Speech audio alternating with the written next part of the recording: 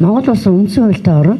Тэг үндсэн хууль дээр бол цэц Монгол улсын үндсэн хуулийн цэц бол ерөөс үндсэн хуулийг сахин хамгаалж яадаг ийм байгууллага бид бүгд мэднэ. За тэгвэл цэцийн шийдвэр эцсийн шийдвэр. Нөгөө үндсэн хуулийн дээр хөг тэнгэр байдаг гэдэг шиг. Гэтэл манай өнөөдрийн хуулийн дээр цэц энэ хүн одоо төрийн түвшээ үндсэн хууль зөрчсөн байна гэж байхад цэцийн их хүлийн өвчнөр хөвгөдө хилцэнэ гэдэг ингээд бүр цэцээс дэвэр гарсан их хурлын тухай хууль дээр зохицуулт байгаа.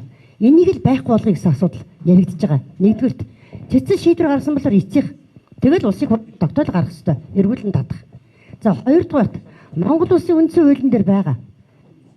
Хууль шүүхийн өмнө оршин суугаа хүн болгон эрх тэгш байя гэд байхгүй юм. За. Тэгэхээр энэ шүүх хуулийн өмнө эрх тэгш байх эрх байхгүй болчиход байгаа. Яагаад?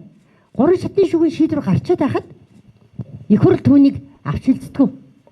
Тэр эн чинь нөгөө парламентын дархлаа ихээсээ илүү парламентын дур зориг дураараа авирлалт бий болчиход байгаа.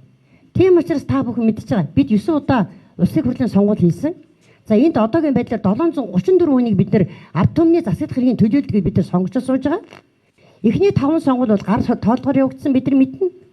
5 дахь сонгуул дээр одоо сонгуулийн дөнгө зөвшөөрөөгийн төлөө буу шийдэм гаргаж ард иргэдээ буудаж талбай дээр танк байрлуулж зэвсэгтэй цэргүүд байрлуулсан тохиолдол хүртэл энэ арчилсан оронд гарсан.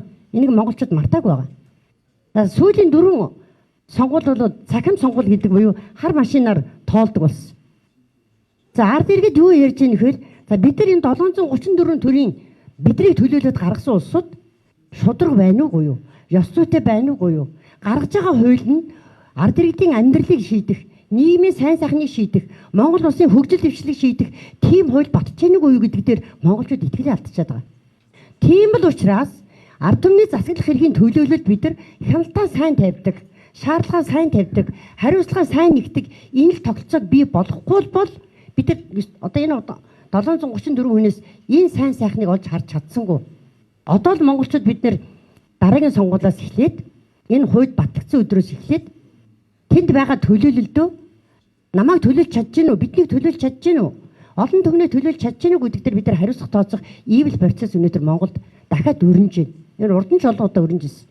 Тийм учраас манай олон нийтийн зөвлөл бид ард иргэдэд төлөөлж байгаа учраас энэ асуудыг явуулъя гэд бүр санаачлаг гаргаад ард иргэдээсээ бид нар дэмжлэг авахар 100 мянган хүний гарын цуглуулах энэ асуудалд бид нар өөрсдөө бичлээ оролцож байна. Нэгдүгээр, хоёрдугаар 16-ны өдөр манай чуулга эхэлнэ.